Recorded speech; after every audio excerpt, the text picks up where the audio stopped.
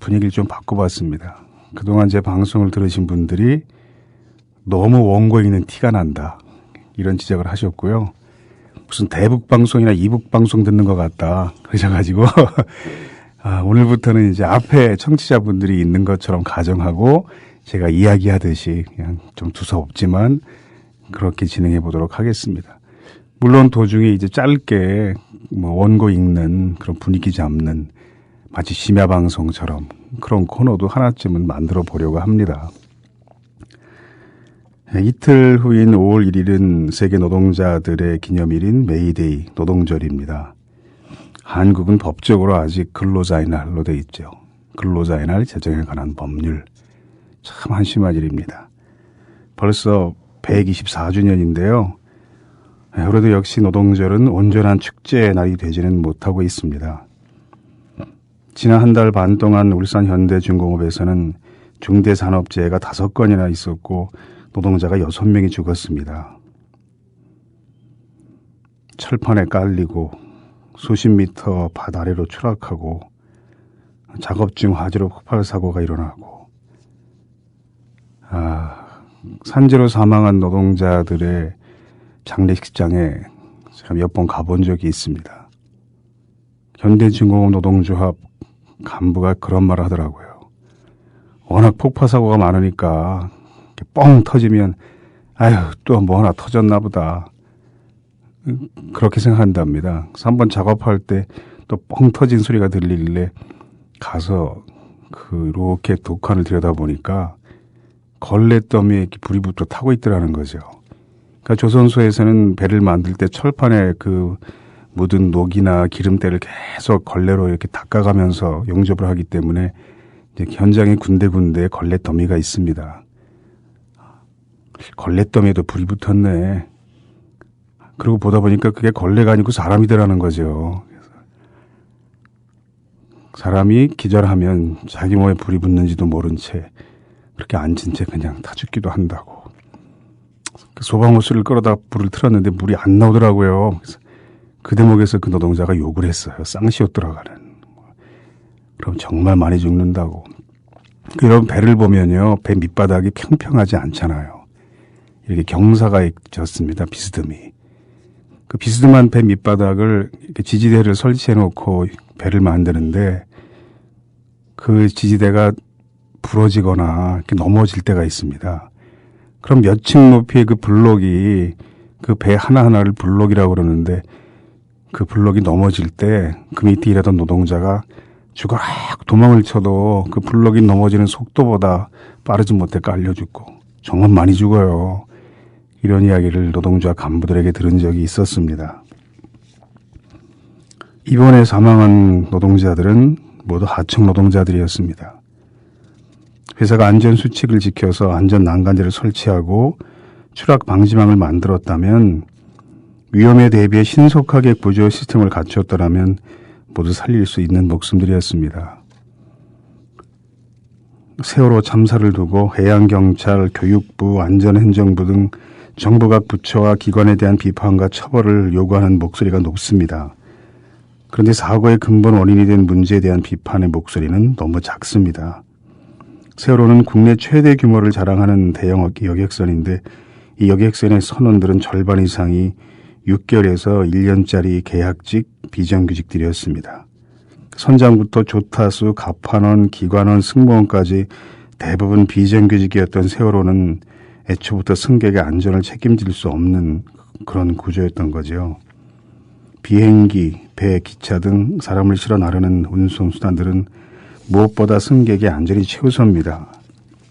그러기 위해서는 위기 상황에 대비한 안전 시스템과 해당 업무의 연속성을 가진 숙련된 노동자가 당연히 필수적으로 있어야겠죠. 그런데 이런 업무에 6개월짜리 비정규직을 70% 넘게 채용하는 회사가 구조훈련이나 안전교육을 했을 리 만무합니다.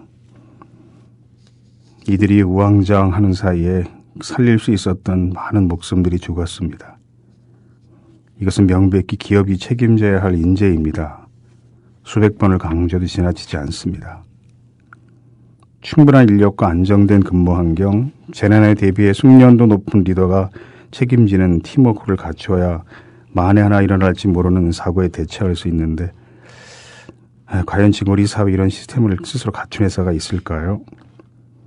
정부는 바로 그런 역할을 하라고 있는 겁니다. 기업의 욕심에 제동을 걸고 시민의 안전을 지키기 위해 사회 시스템을 통제하고 관리할 책임이 정부에 있습니다. 그런데 공기업이라는 철도마저 숙련된 기관사들을 내보내고 민영화, 구조조정을 하고 있습니다. 의료 민영화도 정부가 앞장서서 밀어붙이고 있죠. 사람의 목숨을 직접 다루는 분야들에서 노동자들이 내몰리고 시민의 안전과 목숨이 위협받고 있습니다. 조금만 시스템을 바꾸고 제대로 관리한다면 막을 수 있습니다. 이번 참사는 규제를 완화하면 이렇게 된다 하는 것을 여실히 보여준 사건이 아닐 수 없는데요. 이윤보다 인간이 먼저인 세상을 위해서 이윤보다 인간. 좀 외람되지만 영어 한번 써볼까요? People over profit. 이게 굉장히 유명한 구호죠. People over profit. 이윤보다 인간을. 그래서 그 구호를 몸에 문신으로 새기고 다니는 사람도 제가 본 적이 있습니다. 이윤보다 인간이 먼저인 세상을 위해서 오늘의 슬픔과 분노를 잘 모아야겠습니다. 5번째 노동학개론 이렇게 시작해 보겠습니다.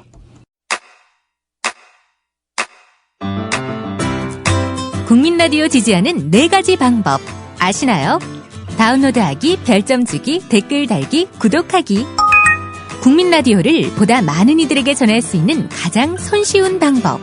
다운로드하기, 별점 주기, 댓글 달기, 구독하기. 잊지 마세요. 다운로드하기, 별점 주기, 댓글 달기, 구독하기.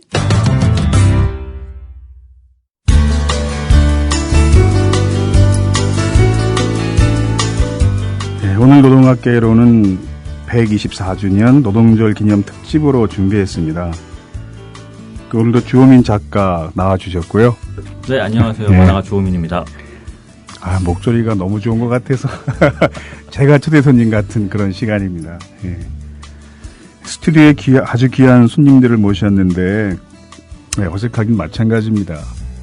너무 어색해서 이 코너를 소개하는 걸 또 못했네요. 지금 진행하는 코너의 이름은 하종강의 어색한 사이입니다.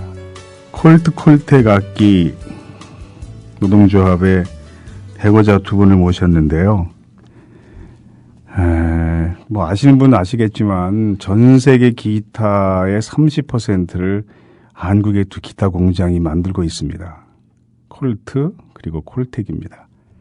사장은 같은 사람이죠. 참 대단하죠. 그래서 도대체 전 세계 기타의 30%를 공급하던 그 대단한 꿈의 공장, 기타 공장에서 어떤 일이 있었는지 이제 앞으로 들어보려고 합니다. 이 코너는 먼저 시작하는 게 있는데 연습도 못 해봤는데 한번 지금이라도 해봅시다. 제가 시작 그러면 같이 입을 모아서 해주세요. 자, 그 보시고 자 시작.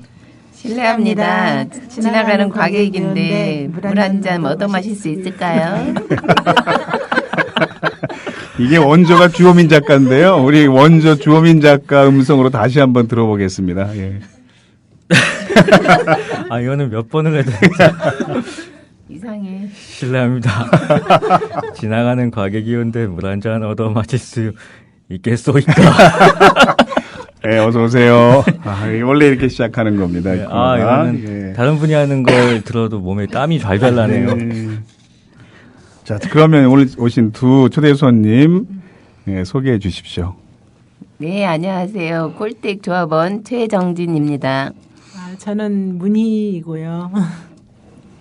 네, 최정진, 문희 두 여성 조합원을 모셨습니다.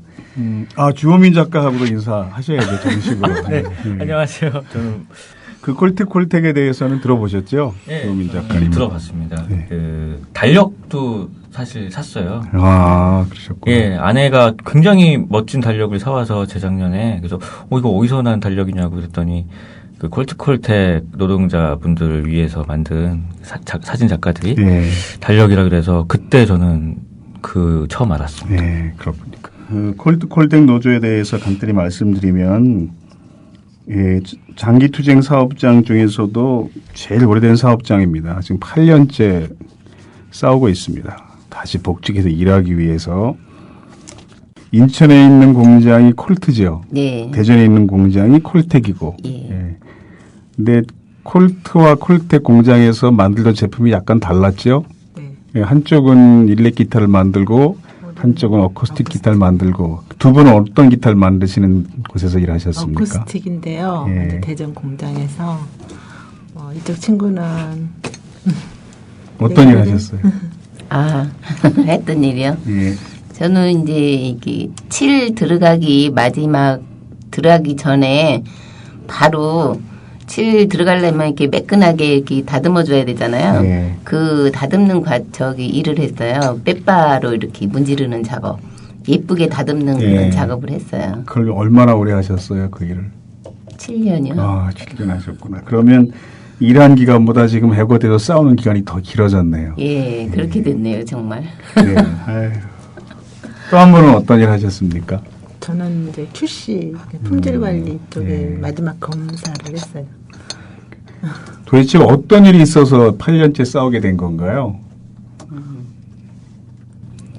노동조합을 만들게 된 거죠. 예. 뭐 이제 그 전에는 노동조합 없이 그냥 노사 운영위원회로 이제 운영이 되던 그런 회사였는데 이제 갑자기 어떻게 이제 해고를 많이 하게 됐어요. 이제 뭐 이윤이 안 낳는다고 예. 나이가 뭐지 이렇게 저기가 정년이 되기 전부터 나이 좀 드신 분들을 그냥 좀 저기 없이 서로 상호간에 얘기 없이 그냥 좀 해고를 많이 하다 보니까 노동조합을 이제 만들게 된 거죠. 그래서 한 1년 정도는 좀 잘 운영되는 것처럼 가다가 갑자기 문을 닫았어요. 예, 제가 듣기에는 그냥 멀쩡히 잘 운영되는 네. 회사에 네. 그 통근 버스 타고 출근을 했더니 네. 정문이 그러니까. 쇠사슬로 잠겨 있고 네. 폐업 본고가 붙어 있었다. 맞아요. 그러더라고요. 그날이 얼마나 황당했겠습니까? 월급날이고 예. 월요일 아침이었어요. 그러니까 양쪽 회사에 다 노동조합이 생겼고 노동조합이 생긴 뒤에 그래도 좀 일할 만한 공장으로 다닐 수 있었던 거잖아요. 그렇죠. 근데 그걸 이제 사장은 더 이상 눈 뜨고 볼 수 없었던 거겠죠. 그래서 국내 공장은 경영 위기라고 폐업을 하고 그 인도네시아, 중국에서 여전히 생산을 하고 있다면서요. 근데 그 사장이 엄청나게 부자라면서요. 그렇다고 그러대요. 그래서 한국 100대 부자에 들어갈 만큼 뭐 부자인 사람이라던데 이제 그 공장을 꿈의 공장이라고 불렀다면서요, 사장은. 근데 실제는 어땠습니까? 일하는 형태가. 노동 환경은 굉장히 열악했어요. 그게 꿈의 공장이라는 얘기가 왜 나왔냐면 인천의 콜트학기가 노동조합이 생긴 지가 굉장히 오래됐어요. 예. 그리고 이제 대전에는 노동조합이 없었어요. 예.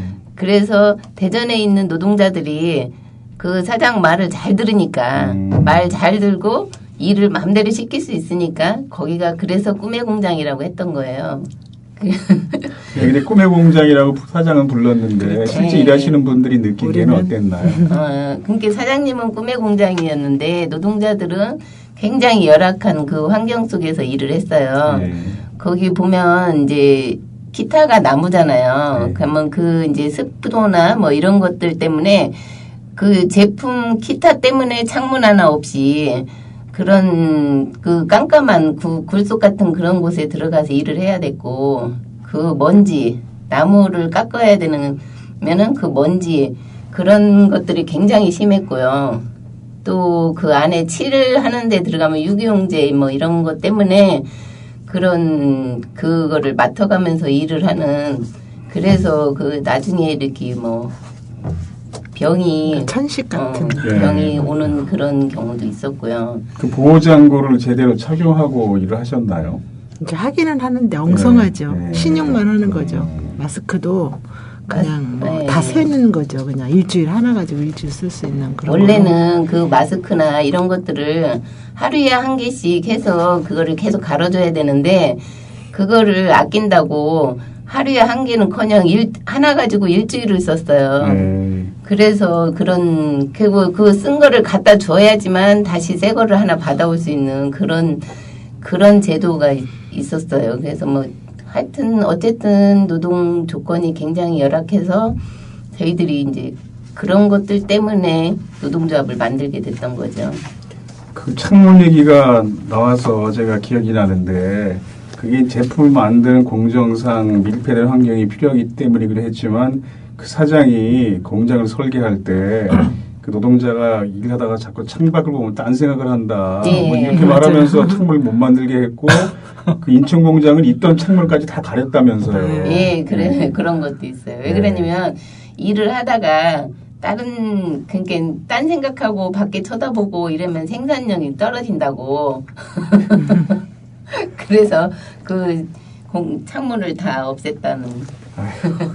하긴 그런 얘기도 있었어요. 뭐 딸이 결혼식 때뭐 관리자 몇 명이 이제 뭐 이렇게 갔을 거 아니에요. 네. 결혼식에 근데 왜 왔냐고 지금 일하지 뭐하러 여기 그렇게 뭐 이런 호통을 쳤다는 얘기도 있었어요. 참. 한국의 자본가들이 어떤 사람인지 참 적나라하게 우리가 또 듣고 있네요. 우리 주호민 작가도 그냥 치고 들어오세요. 그럼 중간에 노조가 생겼으면 그 노조가 생기기 전하고 그 후는 어떤 환경이 좀 달라졌나요? 그렇죠. 많이 달라졌나요? 많이 달라졌어요. 어떤 점이 제일 많이? 그러니까 우선은 네. 노동조합 생기기 전에는 그러니까 서로의 그 같은 식구들인데도 불구하고 같이 일을 해도 네. 같이 이렇게 대화를 별로 할 시간도 없었지만 하지도 못했어요. 왜냐하면 분위기 자체가 서로를 그 뭐랄까 감시라고 해야 되나 약간 그런 분위기를 조성을 해놔가지고 서로 간에 그러니까 좀 적대시하는 그런 게 있어가지고 그 상대방의 하다못해 급여도 뭐 얼마인지도 모를 정도 아니면은 뭐 잘 모르고 지냈다가 이제 노동조합 생기면서 서로 이제 얘기도 하게 되고 쉬는 시간도 생기면서 자연히 이제 그런 게 없어졌어요. 분위기가 이제 좀 가족적인 분위기로 돌아왔고요. 네. 그런 것이 제일 먼저 많이 달라졌던 것 같아요. 네. 뭐 다른 사후적인 거는 둘째 치고라도 분위기 자체가 그게 바뀌었어요. 원래 오전에 4시간, 오후에 4시간 이렇게 근무를 하잖아요. 네. 그 4시간 딱 들어가면 4시간 내 일을 했어요. 네. 쉬는 시간이 없었어요. 네. 바로 점심시간. 네. 그러니까 화장실 갔다 오는 것도 눈치를 봐서 갔다 오고 그 오전 중에 화장실 2번이라도 갔다 오면 너무 자주 간다고 야단 맞고 한 번만 그것도 얼른 갔다 와야 되고 이런 정도였었어요. 노동조합 생기고 그런 게 많이 개선됐나요? 네. 예, 노동조합 생기면서 이제 쉬는 오전에 시간이 쉬는 생겼죠. 시간 좀 생기고 오후에 쉬는 시간 생기고 10분, 15분이라도 좀 그 자유스러워졌죠. 그러니 그 결혼식에 온 직원들에게 왜 일을 안 하고 왔냐고 호통치는 사장이 보기에 얼마나 배가 아팠겠습니까? 그렇죠. 쉬어가면서 일을 하니. 임금은 어땠나요? 최저임금도 안 됐었어요 처음에는. 네, 그러다가 최저임금이었다고 알려져 있는데 이제 최저임금도 그 전에는 안 됐었군요. 됐었어요. 네. 그러다가 아마 우리 노동조합 생기면서 아마 최저임금이 됐을걸요. 그렇게 알고 있어요 저는. 최저임금 받다가 네. 노동조합 생기고 더 받은 게 아니고 최저임금 이하를 받다가 노동조합이 생겨서 겨우 최저임금을 받게 네. 된 거군요. 그게 최저임금이 올라가야 우리 월급도 올라갔어요. 네. 그 전에는 그러니까 노동조합 생기기 전에는 임금도 이렇게 다 틀렸어요. 차별화를 시켜서 이제 그 공장장의 그 어떤 그 이제 좋아하는 사람에 따라서 이렇게 비밀리에 네. 정해졌기 때문에 서로 그 공개를 더 안 하고 이렇게 뭐랄까 뒤로 이제 뭐 이렇게 이제 쉽게 말로 꼰지른다고도 할 수 있는 그런 거 누구는 뭐 어떻더라 하는 거 그런 거를 이제 그렇게 들어가지고 이렇게 또 급여에서도 차이가 월급 있었던 차이를 많이 줬어요.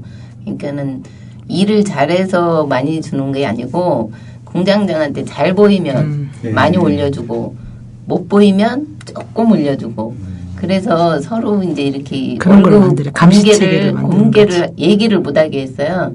옆 사람 월급이 얼마인지 이런 거를 얘기를 하면 아예 혼났어요. 네. 하긴 뭐 큰 기업도 자기 연봉을 공개하면 그게 징계 사유에 해당하는 사규를 가지고 있는 그런 회사도 아직도 꽤 있긴 있습니다. 근데 우리는 주로 이제 서울 지역에서 활동하는 남성 조합원들을 그동안 많이 만나잖아요. 여성 조합원들 만날 기회가 별로 없는데 어떤 특별히 여성 조합원들을 우리가 모셨고요.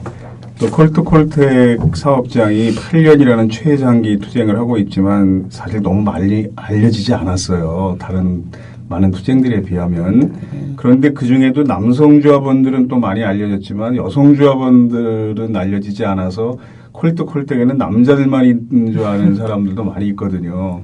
그래서 이번 기회에 이제 두 분을 귀하게 모셨으니까 여성 조합원으로서 당했던 서러움 이런 것도 맘 놓고 얘기하시고요.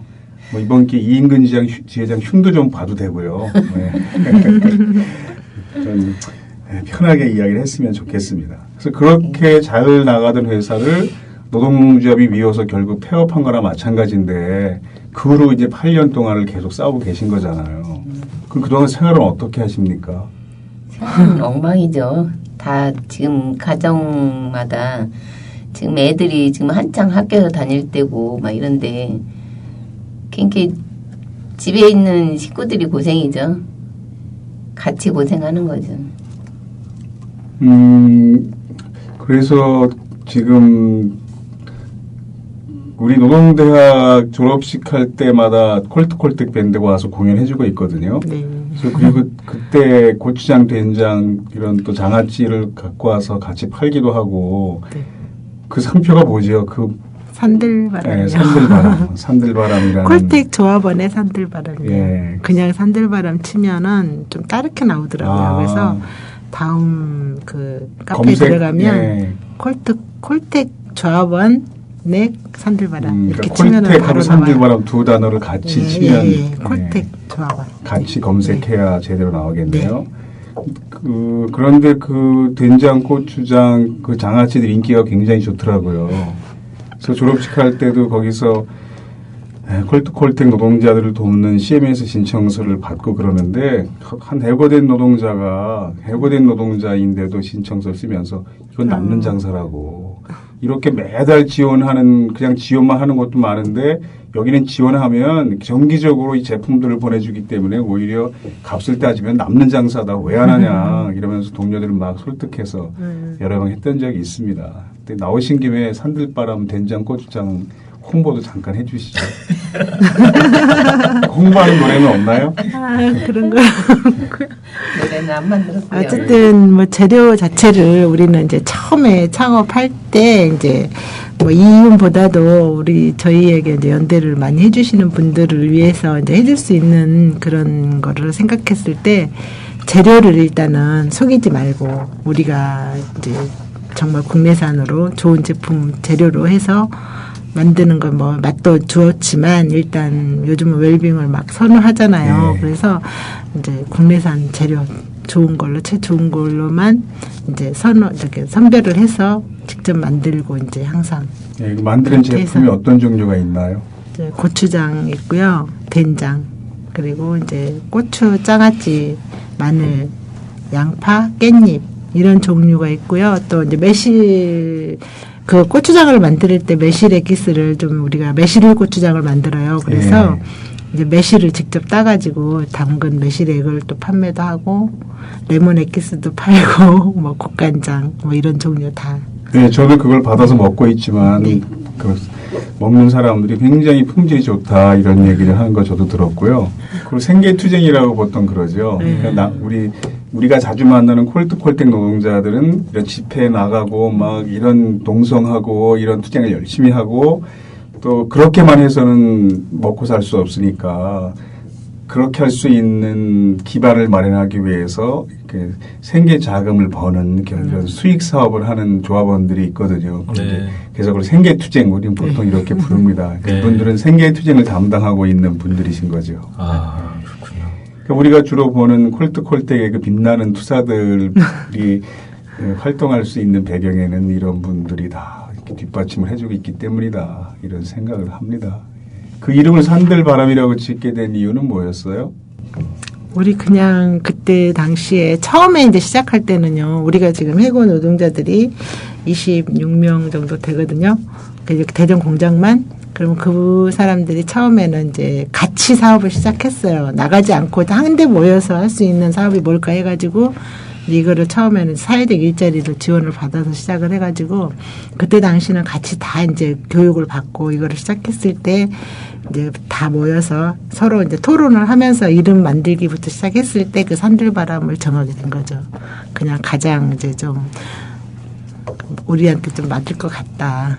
이제 뭐 그러면서 이제 여러 가지 이름이 나왔었는데 전체적인 의견에서 산들바람을 정하게 된 거예요. 그 처음에는 제품이 너무 자주 오더라고요. 그래서 예. 야, 한 달에 돈 10,000원 보낸다고 이렇게 자주 받으면 이 사람들이 남겠나. 오히려 배송비 다 빼면 손해겠다 싶었는데 그래서 중간에 조정을 한번 했죠. 예, 한번 3개월에서 이제 4개월로 예. 한 달을 조금 늦췄어요. 4개월에 한 너무, 번씩 와도 네. 많더라고요. 한 번에 올 때 3개씩 오고 막 이러거든요. 예. 근데 그게 실제로 지금 생계에 도움이 많이 되고 있나요? 많이 팔리나요?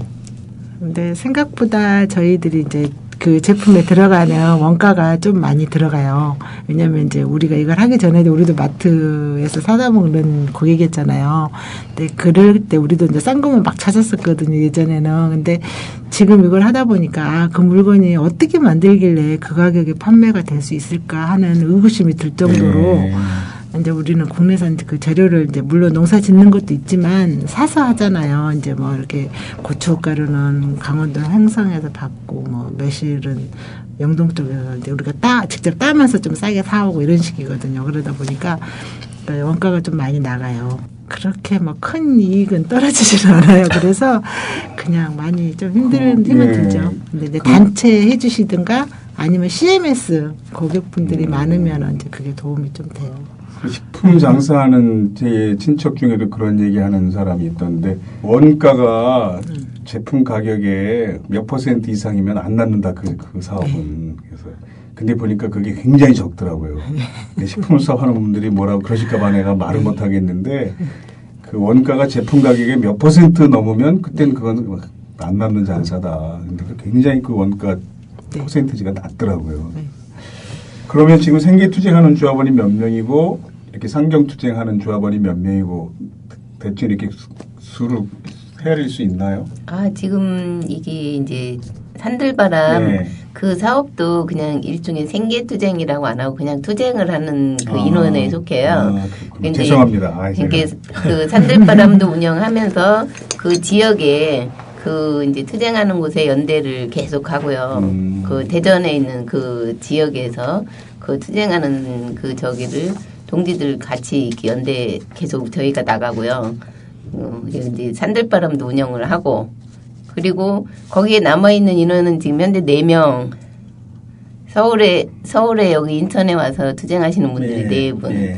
그리고 나머지 조합원들은 실질적으로 생계투쟁을 나가 있어요. 네. 그래서 지금 개별적으로만. 개별적으로 이제 가정적으로 좀 많이 힘들어 하시고 이제 이런 분들이라 이제 현장에 나가서 개별적으로 회사에 취직을 했다든가 뭐 사업을 한다든가 해서 이제 직접적으로 이제 생계를 나가셨고요. 그분들이 이제 밖에 나가서 돈을 벌어서 저희 이제 지금 현재 8명이잖아요. 합쳐서 그 8분들의 생계비를 조금씩 지원해주고 있어요. 네.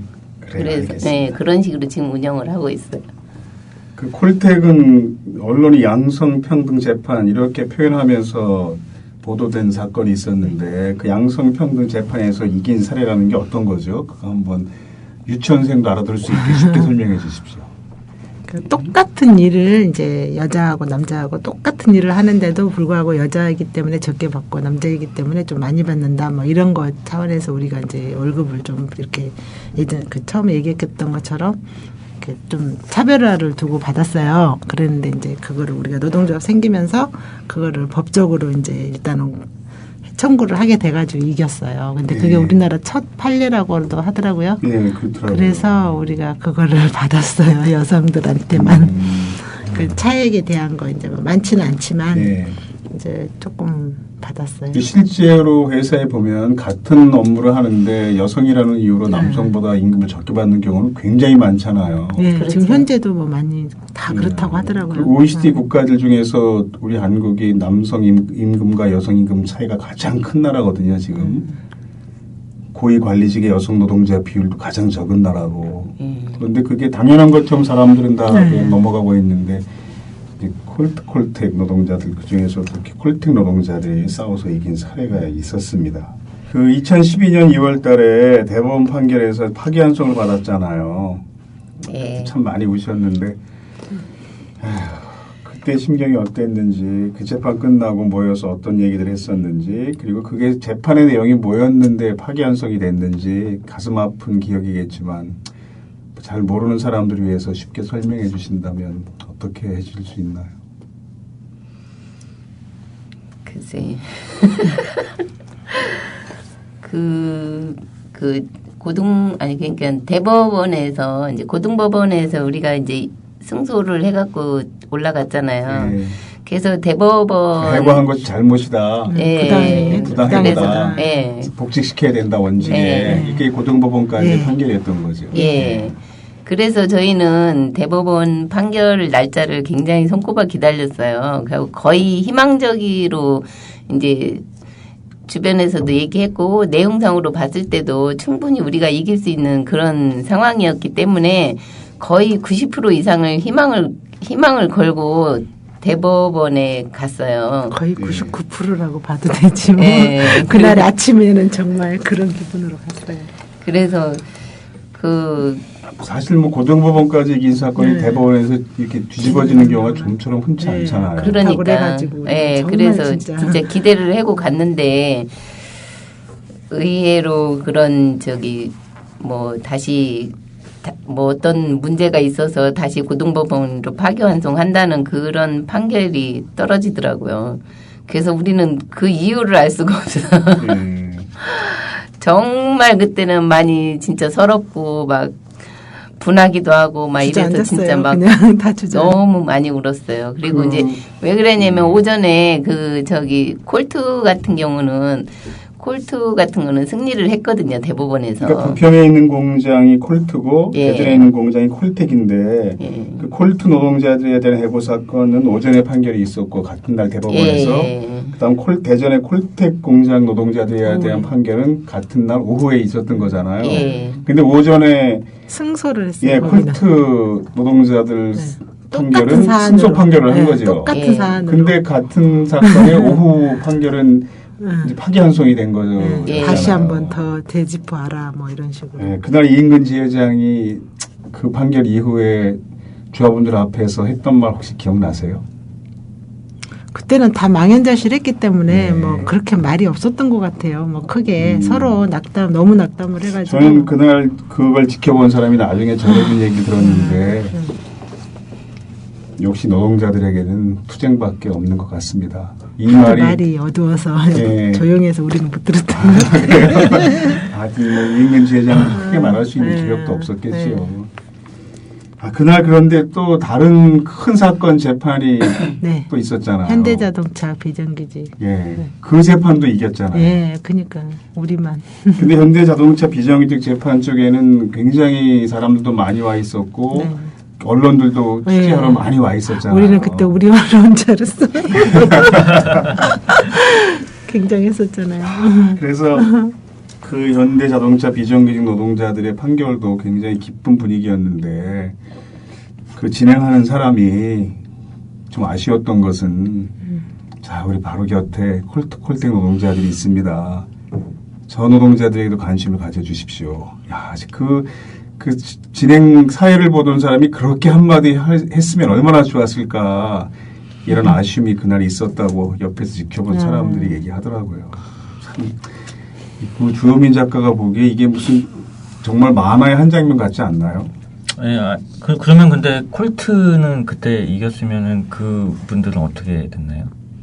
이겼어도 네. 이게 그 회사에서 다시 또 또 걸어가지고 또 다시 해고를 했다고 하더라고요. 그러니까 법이 우리는 이해할 수가 없어요. 뭐 대법에서 이기면 뭐 네. 알아서 딱 판단을 해서 뭐 해줄 것 같은데 그게 아니더라고요. 다시 또 다시 재판을 걸어서 네. 다 재해고를 했다고 하더라고요. 그러니까 이해가 좀 안 되죠. 네, 그러니까 이제 이게 무슨 얘기냐면요. 8년 전에 당한 해고가 잘못된 해고다. 네. 대법원에서 그 이유를 설명한 게 있을 거 아니에요. 네. 그런 급판결 받고 나서 3개월 뒤에 대법원이 지적했던 미비사항을 보완해서 새롭게 회사가 해고 조치를 한 거죠. 그러면 그 해고 사건을 가지고 다시 또 싸워야 되는 겁니다. 그러니까 우리는 끝까지 싸우는 것밖에 네. 없는 거 봐요. 법이 좀 이상한 것 네. 같은데. 물론 이상해요. 끝까지 싸워서 다 이기면 다행인데. 그리고 회사가 실제로 존재한다면 금전적으로 모두 보상을 받을 수 있다고 이론적으로 돼 있지만 사실은 쉽지 않고요. 하여튼 굉장히 어려운 일이 있는 건데 회사가 노리는 것은 즉 자본이 노리는 알았어. 것은 빨리. 그런 과정에서 많은 사람이 포기하고 다 떠나기를 바라는 거죠. 그 긴 세월 동안 힘들어서 떠나고 마지막에 한 소수가 남으면 뭐 그 사람들은 어떻게 해보겠다 이런 배짱을 가지고 있는 것이라고 보입니다. 네. 그러니까 같은 날 대법원에서 큰 사건이 이겼고 거기 사회의 관심이 다 집중돼 있었고 언론에 그 취재진들로서 북적거리고 있었는데 나머지 사람들이 별로 주목하지 않은 한 구석에서는 한 사건은 이기고 또 한 사건은 져서 의기소침해 있는 모습이 이게 마치 영화나 드라마의 한 장면처럼 머릿속에 그려지는데 저는 네, 저도 그려집니다. 나중에 만화로 한번 그릴 생각은 제가 한번 주호민 작가가 이제 그린 만화가 신과 함께라는 만화인데요. 그 만화도 보면 정말 목매어서 볼 수 없는 장면이 굉장히 많습니다. 저희에게 그래. 한번 우편으로 한번 보고 싶네요. 이승편 같은 거는요 마음이 아파서 못 보고요. 네. 저승편은 보다 보면 겁나고 그러니까 아, 야 내가 세상에 사는 동안 좋은 일을 전혀 하지 않았구나 이런 두려움이 막 느껴지는 내용이 저승편이고요. 무서운 거네. 아니 무섭진 않아요. 근데 이제 보시면 두 분은 야 우린 죽어서 이제 저승사자 만나면 우린 정말 행복하게 살 수 있겠다. 아, 지금 그래요? 올바른 일을 굉장히 많이 하셨잖아요. 희망을 가져야 되겠네. 그럴 수 있는 만화니까 꼭 보십시오. 예, 한번 꼭 보여주세요. 네, 알겠습니다.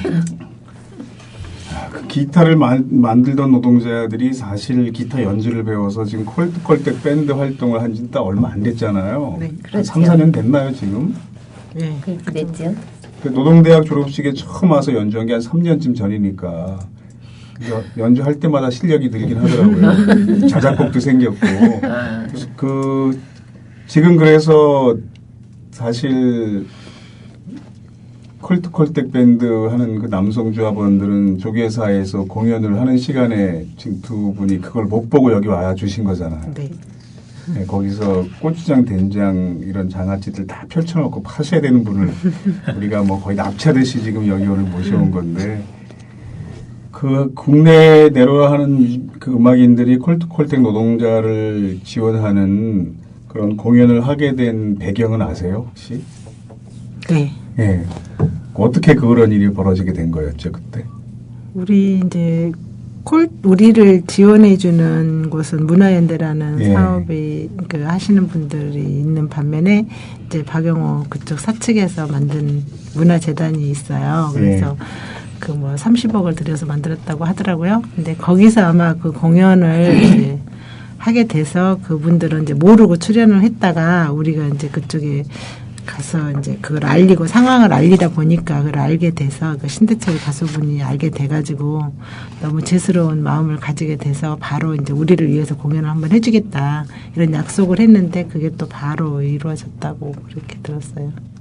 음악인들은 이제 자신들이 사용하는 기타를 만드는 기업에서 주최하는 행사니까 이제 잘 모르고 참석을 했겠지요. 근데 나중에 보니까 그 회사가 기타 만드는 노동자들이 이런 짓을 하는 회사라는 것을 알고 신대철 씨가 그때 무슨 얘기를 했냐면 콜텍 문화재단에 이런 문제가 있는지 몰랐습니다. 죄송한 마음에 잠도 못 이루고 기타 노동자분들을 위한 공연을 반드시 올리겠습니다.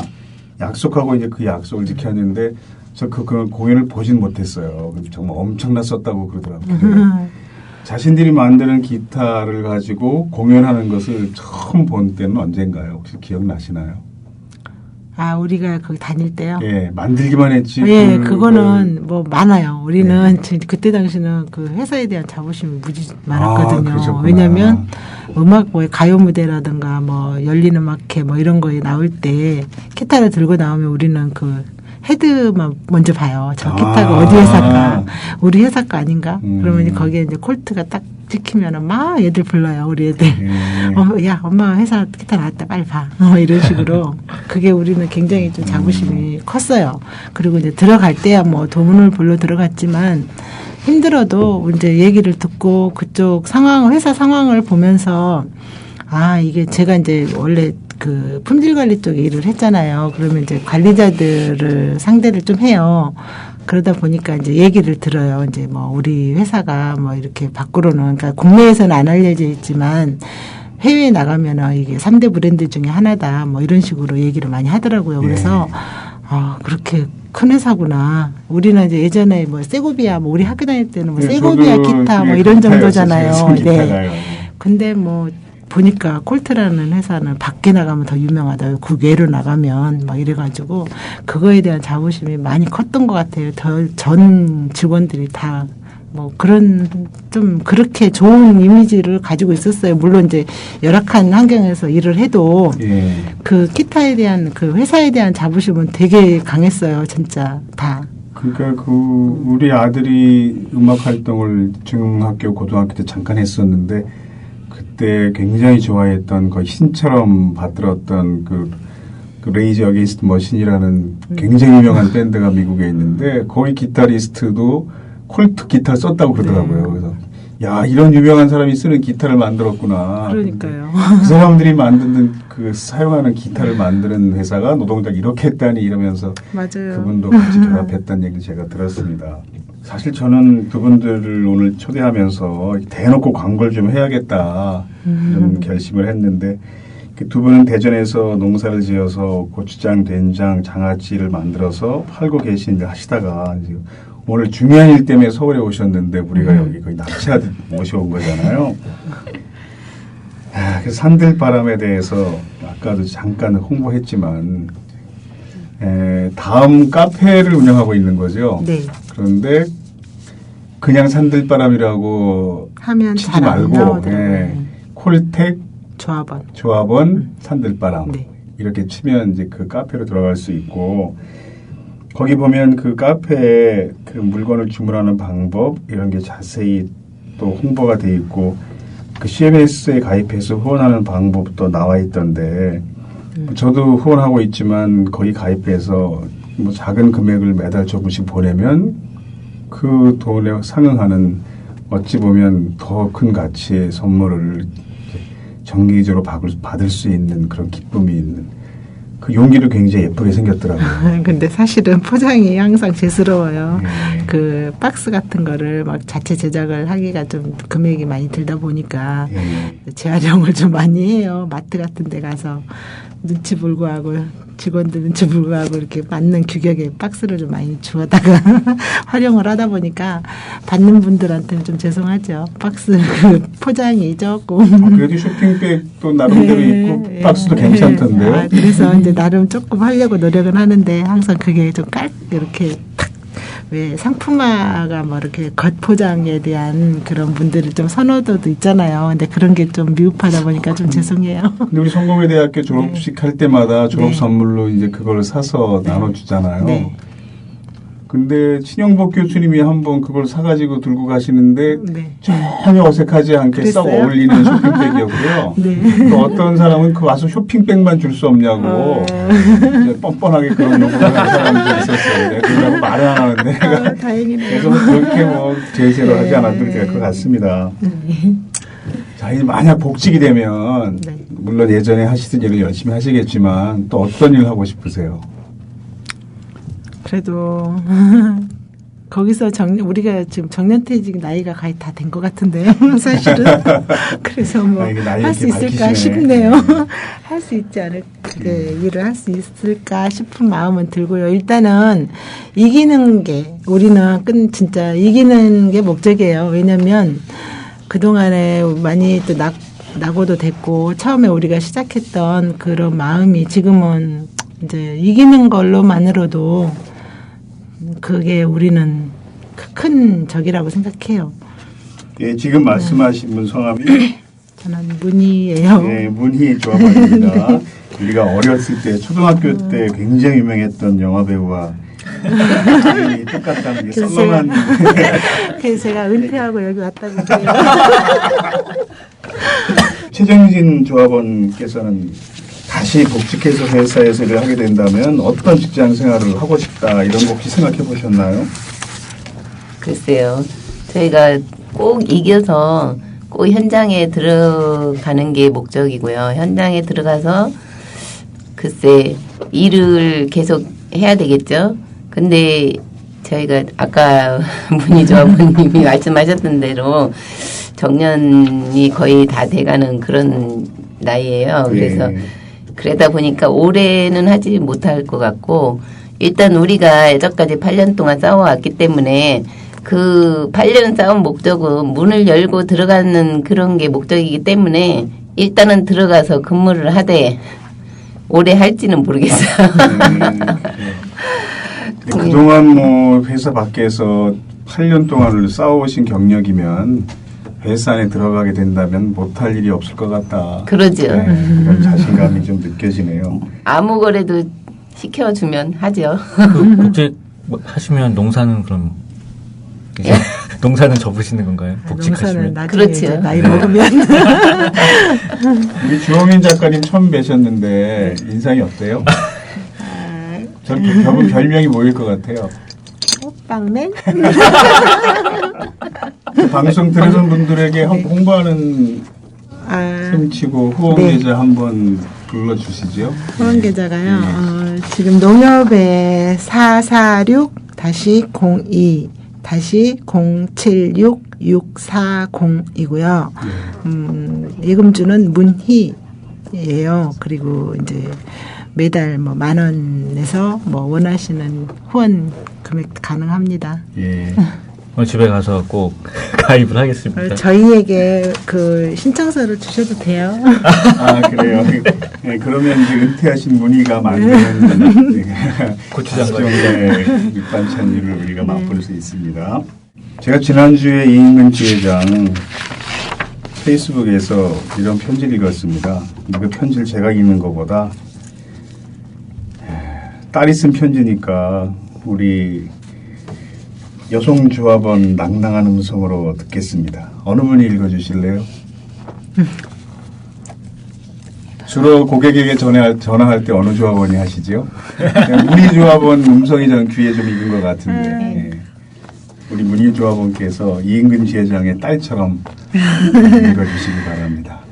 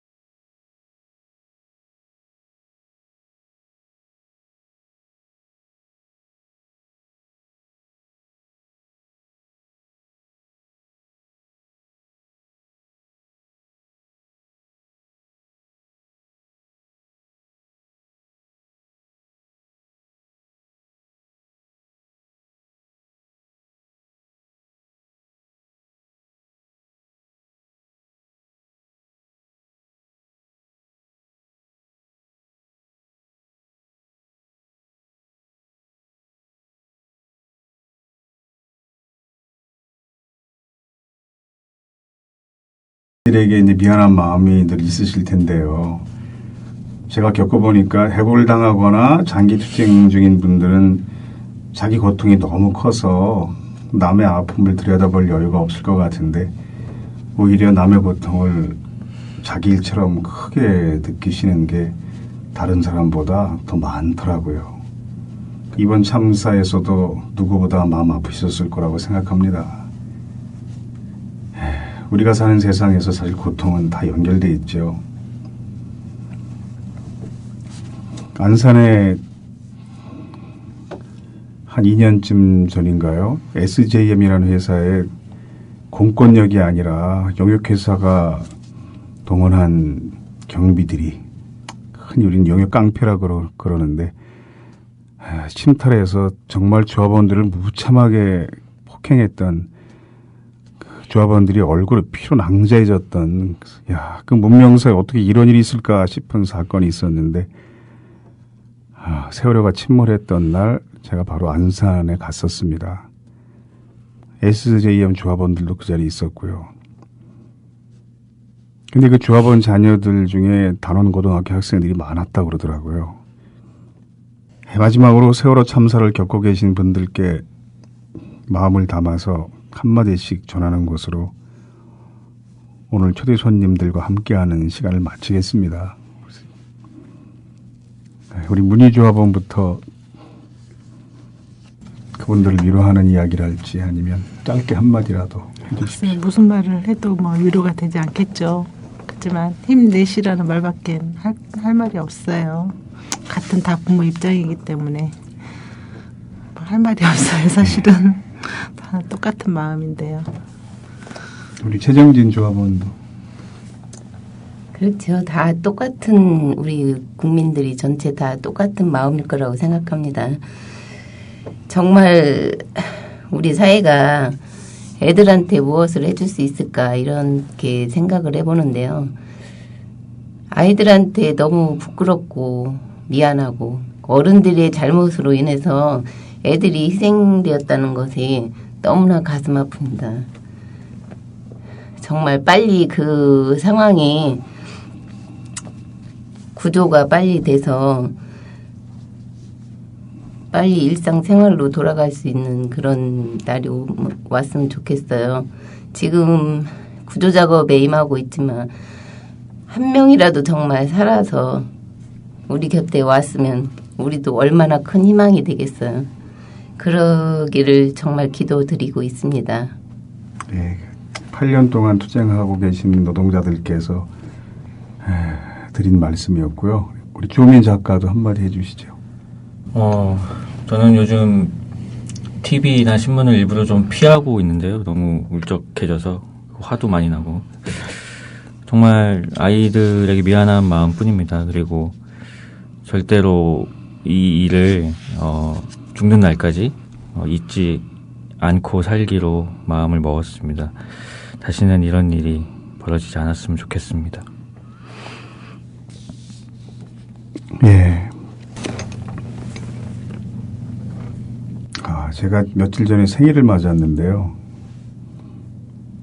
그 생일을 축하하는 말도 사람들이 쉽게 하지 못하더라고요. 그래서 살아서 숨쉬고 밥 먹는 것조차 참 미안하다. 이런 생각을 해봤습니다. 오늘 오신 8년 동안이나 투쟁하고 계신 콜택 노동자들 모시고 이야기를 들었는데요. 노동자들의 목소리에 귀 기울이는 사회가 안전합니다. 노동절에 유래가 됐던 사건이 있었죠. 지금으로부터 128년 전인 1886년 미국 노동운동가 스파이즈는 노동자 투쟁을 주도한 혐의로 사형 선고를 받았습니다. 그는 법정에서 세계 노동운동사의 길이 남을 만한 최후 진술을 했습니다. 주호민 씨 음성으로 이 최후 진술을 들으면서 오늘 124도를 맞는 노동절 기념 특집 노동학 개론을 마치겠습니다. 오늘 나와주신 세 분 모두 고맙고요. 노동학 개론은 다음 주에 그 변함없이 찾아뵙겠습니다. 이 최우진수를 듣는 동안은 가능하면 우리가 배경음악으로 그 인터내셔널 가를 들어보려고 합니다.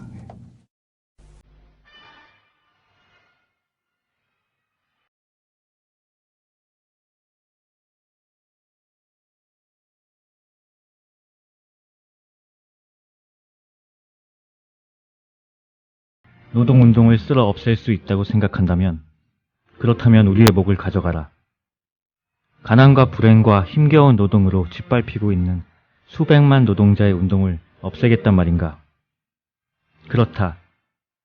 당신은 하나의 불꽃을 짓밟아 버릴 수 있다.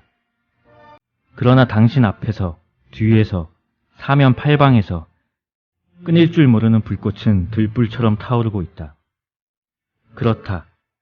그것은 들불이다. 당신이라도 이 들불을 끌 수는 없으리라.